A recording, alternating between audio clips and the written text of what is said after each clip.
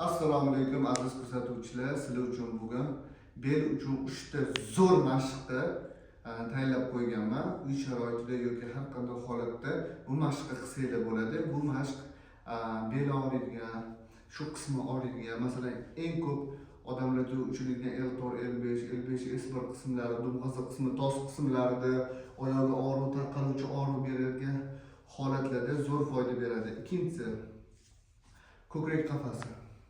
Ko'krak qafasida ham muammo, masalan, osteoxondroz, protruzia, grija bo'lgan holatlarga ham zo'r ta'sir qiladi bu mashqimiz. Uchinchisi esa bo'yin sohasi. Bo'yin sohasida ko'pincha grija bo'lish ehtimoli kamroq, osteoxondroz va protruzia bo'ladi. Chunki sababi bo'yinda kanal torligini hisobiga.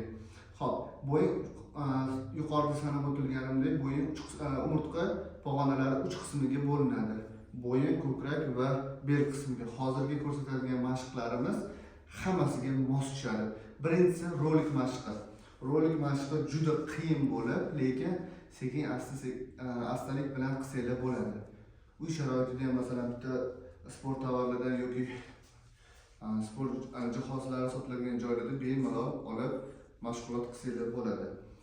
Bu umurtqa pog'onasida, ya'ni ba'zi bemorlarimizda kanal torayishi, ya'ni stenoz bo'ladi. Stenoz MRTni o'qisanglar, stenoz degan tashxisini qo'yib berishadi. Stenoz kanalni kengaytirishiga juda foydali.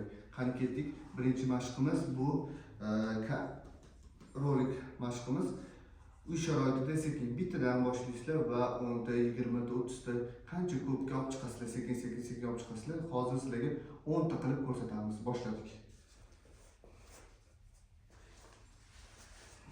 Birinchi navbatda tizzadan boshlaysizlar. Mana 1, mana 2. Belingiz ham baquvvat bo'ladi. Bel baquvvat bo'lgandan keyin odamning yelkalari ham keng bo'lib qoladi, xudo xolasa. 3, 4, 5, 6, 7, 8, 9, 10. Xo'p. Rolik mashqimiz tugadi. Bu mashqimiz juda hozir qisqacha gapirib beraman. Bu qaysi qismlarga beradi? Xo'p. 20% mana shu umurtqa pog'onasida muskuliga beradi. 20%. Men endi foizlab tushuntirib beraman sizlarga. 20% ikkita ushlab turadigan stenoz, ya'ni kanalga beriladi. 40% insonni oldi muskullariga beradi. Mana shu qorni ichkariga kirib ozg'in bo'lishiga sabab bo'ladi. Shu bilib qo'yinglar, hamma narsa ham o'sha belni mana shu ikkita qism ushlab turmaydi. Buni yon tomonida ham muskullar bor va qorinning yon tomonlari va qorin muskuli ham baquvvat bo'lishi kerak insonda. Nega desiz, bu qaddingizni ushlab turadigan narsa faqat orqa baquvvat bo'lsa ham bo'lib qoladi odam. Lardozga o'xshab. O'shaning uchun boshida aytganimdek 20% orqa qismiga beradi. 20% yon tomonga beradi, 20% yon tomonga beradi va 40% oldiga beriladi.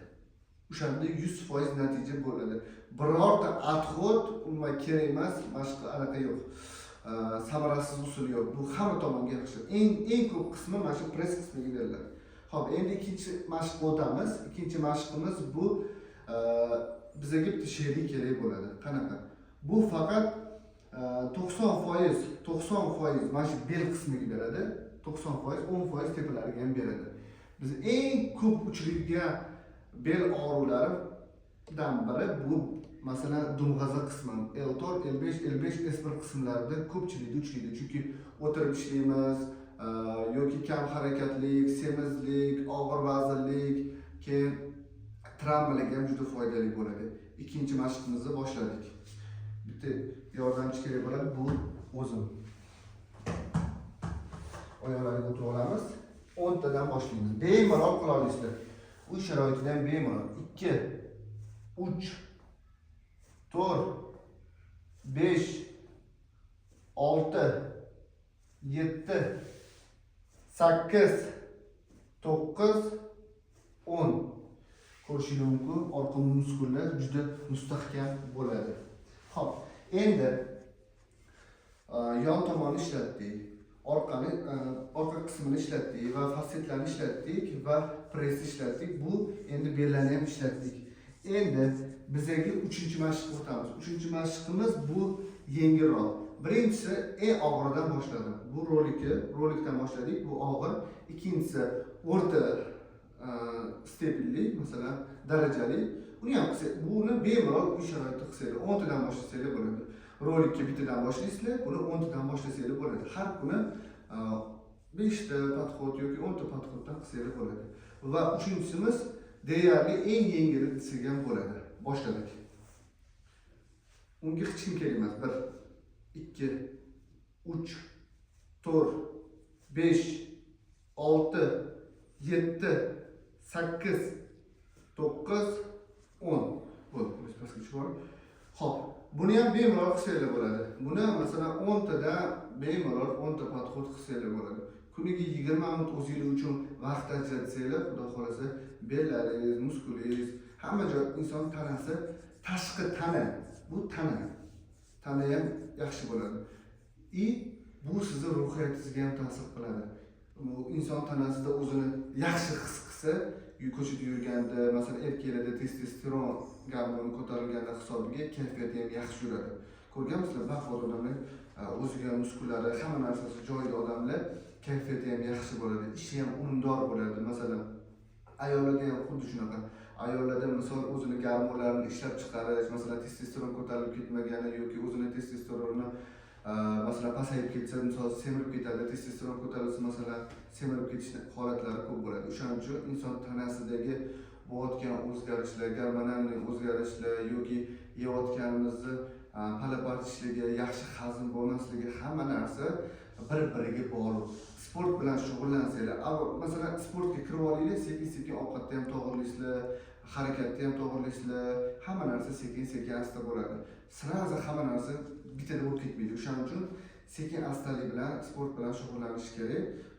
Mashqlarni doimiy qilsanglar bo'ladi. Kuniga 10 minut, 20 minut lejba o'zinglarni bezdirib qo'ymasligingiz kerak.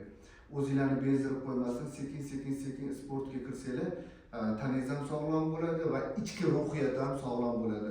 O'zinglarni ehtiyot qilinglar. Har doim biz yanada yaxshi videolar qo'yishga harakat qilamiz. Sog' va salomat bo'linglar.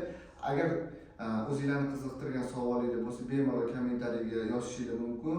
Like'larni ayamaysizlar va podpiska bo'lmagan bo'lsangiz, aytgancha qo'ng'iroqchani bosib qo'ysanglar, yangi videolar sizlarga borib turadi. Sog' va salomat bo'linglar.